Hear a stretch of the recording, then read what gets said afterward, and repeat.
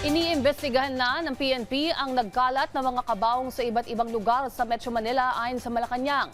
Samantala, may panawagan naman ang palasyo sa publiko kaugnay sa umunay planong destabilisasyon laban sa kasulukuyang administrasyong matapos ang pagbawi ng ilang maleta boys ng kanilang sinumpaang salaysay. Nasa linya ng telepono si Clazel Pardilla para sa detalye. Clazel? Ayos na nawagan ng palasyo na huwag magpagamit sa planong destabilisasyon laban kay Pangulong Ferdinand R. Marcos Jr. Kaugnay ito ng pag-atras ng testimonya ng ilang maleta boys na idinawit noon ang presidente at ilang pang miyembro ng unang pamilya sa flood control scam.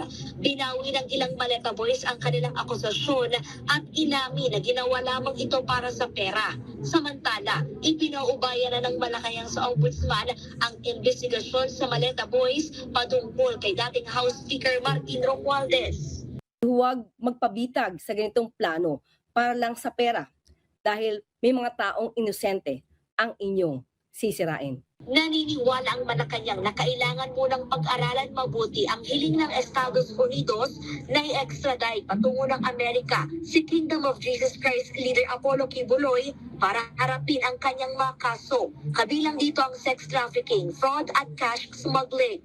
Dapat na pag-isipan, ma-evaluate, ma-assess at marisolba sa tamang panahon para makamtan ang pinakamataas na antas ng hustisya.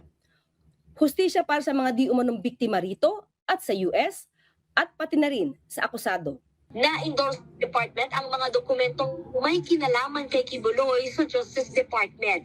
Sa Lunes ito sisimulang pag-aralan. Tiniyak naman ng Malacanang na iniimbestigahan na ng pambansang pulisya ang mga nagkalat na kabaong sa kalsada na may kanakip na mensaheng nagkukundina sa bansang China.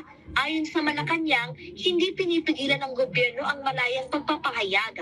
Pero giiti si Claire Castro, hindi ito nakatutulong sa pag-unlad ng bansa. Umapila rin ang opisyal na huwag lang maging sanhi ng pangamba at panggugulo. Yan ang munang pinakahuling balita. Balik dyan sa studio, Ice.